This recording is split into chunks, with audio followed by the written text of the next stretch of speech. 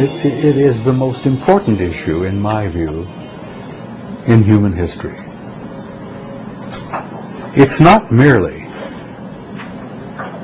that we're not alone, but we have never been alone. As I said, it's lucky I didn't end up in jail, because I drove my friends up the wall. I pushed my security clearance to the limit. I used to get into classified file cabinets and sort through material and look for photographs and reproduce things that should not have been reproduced. If there had been a threat from these guys, whoever these guys were, right, it would have been over a long time ago. As one of our old generals used to say, they could have cleaned our clock from the very beginning. Because when we started shooting at them, they had a unique way of eliminating all of the electrical systems in our aircraft. That these guys could be walking up and down the corridors of SHAPE headquarters, or the Pentagon, or the White House. Were they? I have always suspected that, yes, they have been.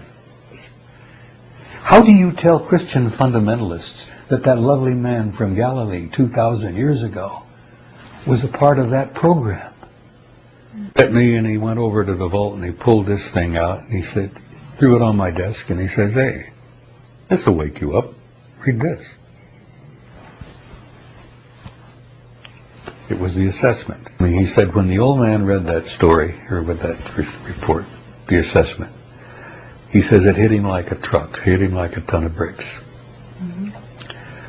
He told me that the general threw his hat across the desk and he says, "Do you know what the hell this means? Everything we've got, everything we've done, everything we've had doesn't mean a damn thing."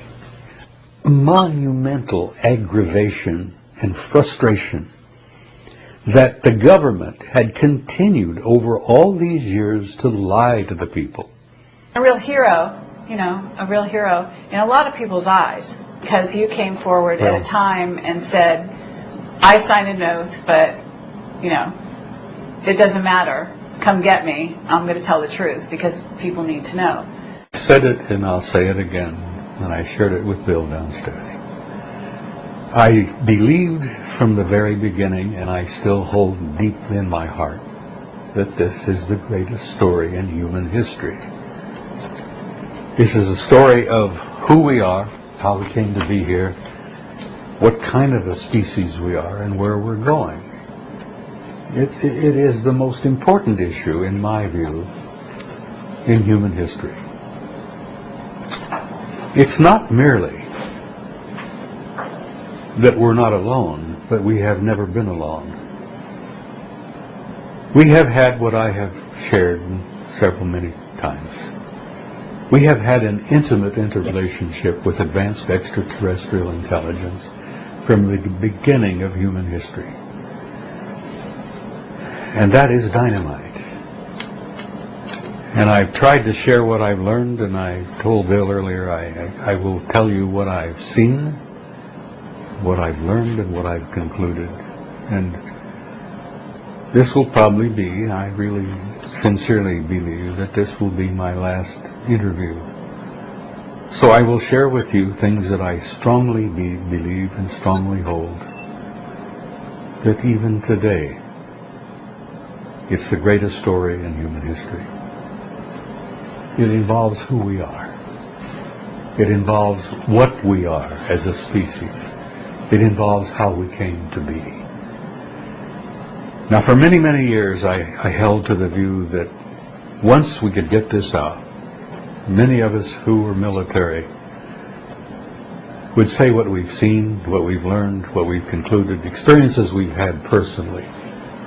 And I kept naively thinking, once we get it out, the public is going to clamor for more. Oh, tell us more, tell us more, tell us more. And then the government would respond by opening up and telling the public the truth. Well, forgive me, I certainly have learned my lesson. That didn't happen, and I believe it isn't about to happen, because the story is simply too big.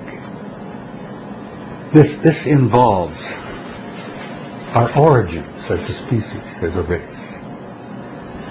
I've almost reached the point where I am sympathizing with the government for not telling the truth, and I'm to a point where I sympathize with the government by saying that the masses of people out there probably are not ready for the truth. That the masses of people probably couldn't handle the truth. Because the truth is incredible. It's dynamite. I use an analogy about Pandora's box, and I know you're familiar with the old Greek legend.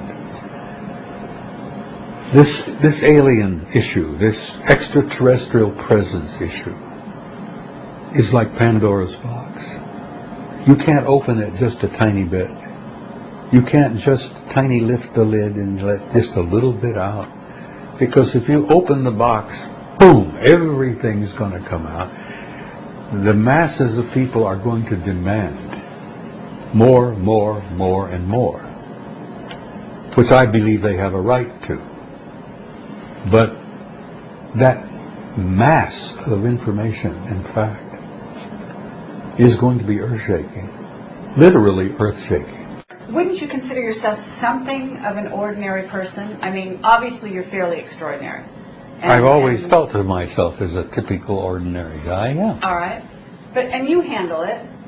So Not easily. Not easily, really? No. Can you tell me what it was like? Let me tell you that When you first I've been at found this out? for over 40 years. Right. And I first began to get some information of what was involved here. That, to me, was like a drug addict. You know, I've never taken drugs. Well, I smoke a little, and I drink coffee, and I have a little bourbon now and then. But aside, I've never taken hard drugs. Right. But it was almost like an addict. Once I learned, officially, from government documents, what was taking place, what was happening, my God, I couldn't get enough. I couldn't learn enough. I was voracious to get more and more and more and more.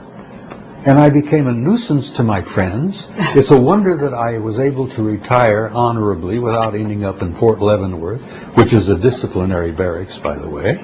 It's a prison, military prison. It's amazing that I've gotten to this point in my life without going to jail. Okay, well, you were highly respected at the time when you discovered this information. Would you say that in your career as a military? I had been given a cosmic top secret clearance, which Right. was and still is the highest security classification that NATO has. Okay, but cosmic top secret, did that mean to you that you were going to be let in on the secrets of our, extraterrestrial relations with other planets? No, it simply meant that I was given access to a military document, a study that NATO conducted from 1961 to 1964. When I got to shape in Paris in 1963, I learned of a study that was underway. I had had a top secret clearance when I arrived, which you had to have to get to that particular assignment. It was a rather choice assignment, by the way. Paris, in those days. Took my family. My kids went to high school in Paris.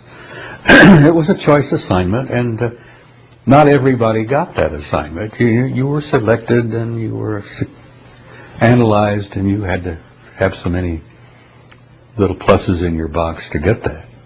So, but top secret way back then.